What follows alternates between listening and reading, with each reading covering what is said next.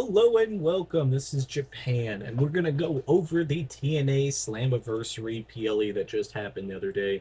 A lot of stuff happened in it.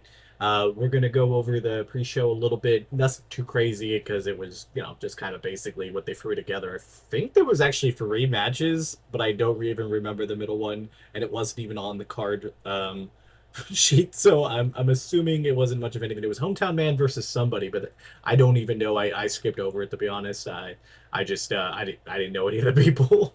But we'll start off with the women's tag team match. Slated as the pre-show is never a good thing, and the Iconics, which is now the Inspirations, were going against the Elegance brand, and I just didn't quite understand why. Like the Iconics were pretty decent in WWE. I mean, at least what they lacked in like their presentation of being like good wrestlers, they did with gimmick. They did great with that. So it's kind of wild that they kind of just felt like they got jobbed out here. The match was like okay, but it was super short and just not really it for me. Someone put it down and see. Pre-show matches are kind of a little bit hard because they've kind of already been slated to doing bad, but sometimes the people in it just they do whatever. Next up, we had a six-man tag match. It was Jake something, Macklin, and Mason Warner versus the real one, Fatu and Josh Bishop. I didn't realize the real one is Enzo Amare, which is just not it to have on your card. Zilla did okay. This whole match wasn't that bad, but the promo that they cut ahead of time was Enzo. He did okay with it, but it felt longer than the actual match itself. It's another C. I think it was a little bit higher than that one, but not anything too crazy. Next up, we had Cedric Alexander versus Mustafa Ali. In my predictions video, I had this match as probably going to be the best match, and honestly, it really did live up to that. They went all out. There's a few nasty spots in it with Ali missing.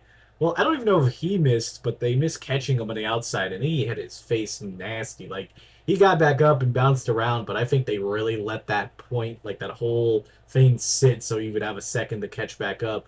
And then Cedric Alexander is like, I forget what his move is, but he did it on the like woman manager that Ali has is always nasty. He did that to Candice LeRae in the Indies. It also looked really good.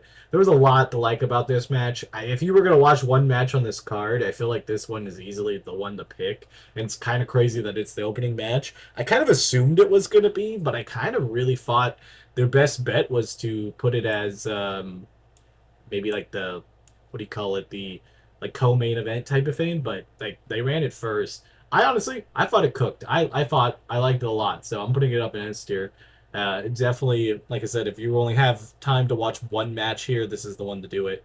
Next up, we had an eight-man tag team match. It was the System and Matt Cardona versus the Dark State. I always like being able to see Matt Cardona. This match felt like it was, built for him to, look good in it. Obviously, the Dark State's from NXT, and they're kind of all rookies and stuff, and I think they did pretty decent. They've been getting some good PLE action from TNA and from WWE, so they're definitely a faction that seems, honestly, if you look at all of the WWE factions, like of actual like faction matches, they seem to be getting the best shake out of everybody else. But I like it. I mean, they're decent. They're not as scary as they were ahead of time. It's kind of what the why it's sick are. Like they non-wrestling areas, what they were doing when they were attacking people and doing all that. It was super scary, super dope. But then when they actually just have matches, they're just wrestlers and they don't really bring anything too crazy to the table. So that part kind of sucked. I'd probably put this as a C also, but it's definitely better than the C matches that are in there.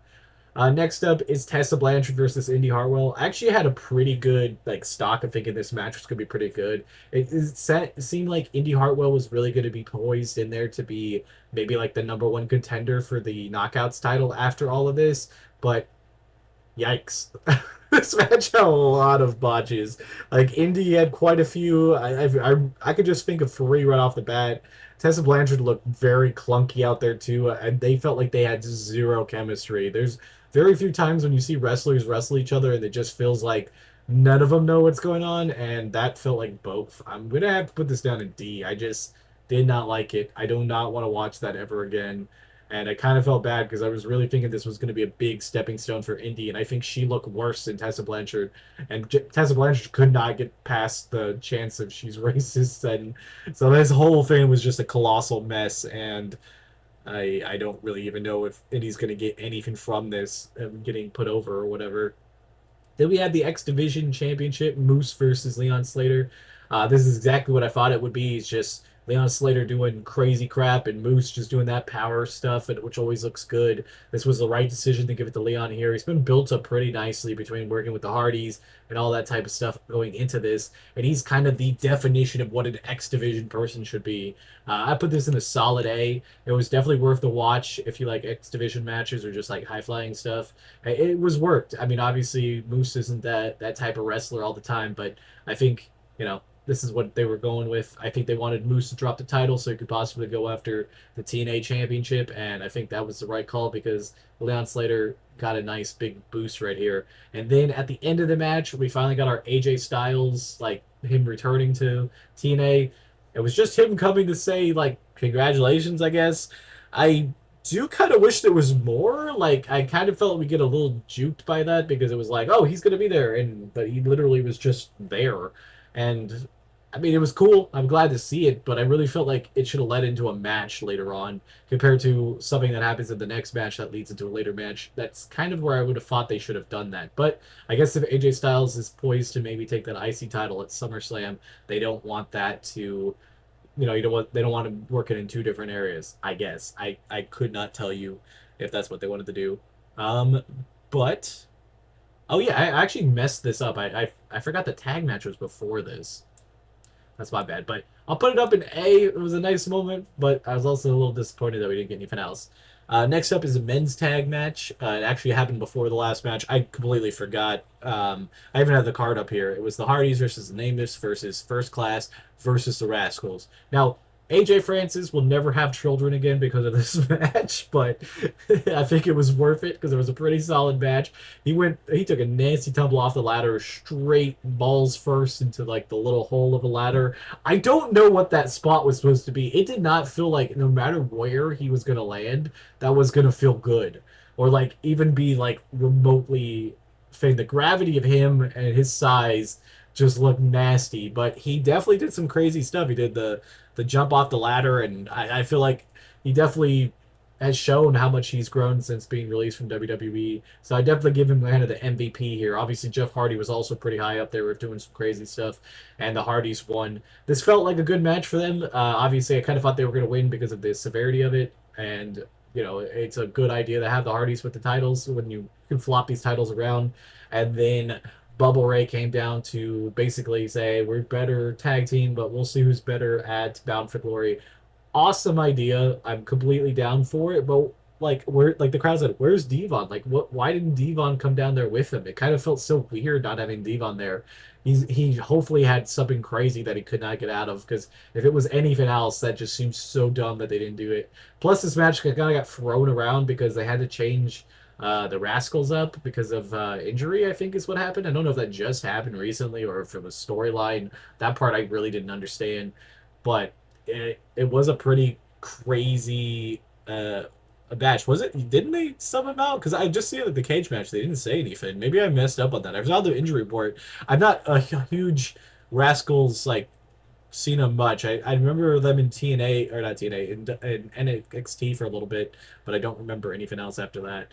This match though, I'd probably put into A. I honestly don't think it's the best wrestled match, but it's very, very entertaining. So if you like a ladder match, it's pretty good. There's a lot of stuff that you could probably knock it down, but I'm not going to. I personally enjoyed it. But if somebody said it was lower, I would not argue with them either. So it happens. Next up is the poor screen grab of it grabbing two of the main event and not one of the other ones. But we had JC Jace versus Marsha Slamapovich for the NXT and the TNA Knockouts title. What is this? Why do you have both of your titles on NXT, people? I get the whole like severity of this, but this was not the call. I don't even want the NXT title on Jace, and I know that's what they're going for is like the whole like this.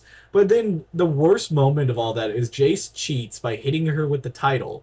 literally lays the title where the ref would be, and that's it. That's all it is. It's just it's that's how that like I mean it actually didn't end right there, but like they didn't do anything. Like you got to be better with that. It was amateur hour, and to give that to Marsha, like Marsha deserved way better than to kind of just lose that. I do feel like it was more entertaining than some of the other matches, so I'll put it in B. But man, did that feel wrong that they did this.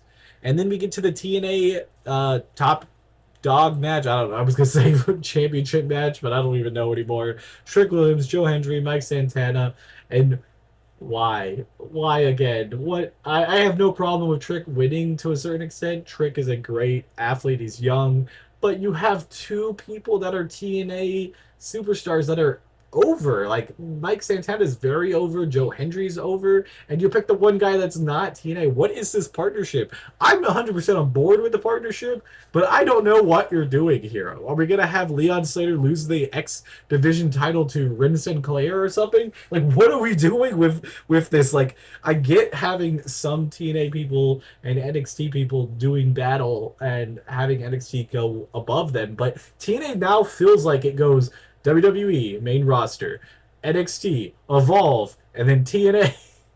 Like, why? The match itself, I thought was mildly entertaining. Definitely wasn't super crazy main event worthy. Trick went out with a fake injury, which kind of looked like it might have been legit, and then just jumped in there and got it, which I guess it's the ending. I think it was kind of dumb.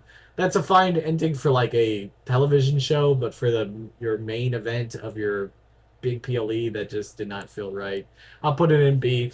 And I think overall, I'd put this whole PLE and maybe a solid B minus, maybe. I really don't know. There was a lot of good on it, a lot of bad. I feel like the order of matches were all over the place to a certain extent, and it just ended up being some wild decisions on what they chose to do here. But I'm not in charge, so I can't say anything.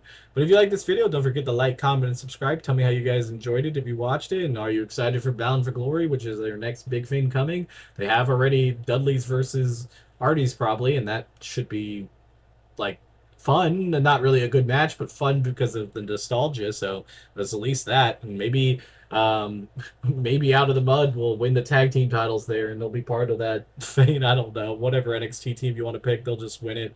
I don't know. Bye, guys.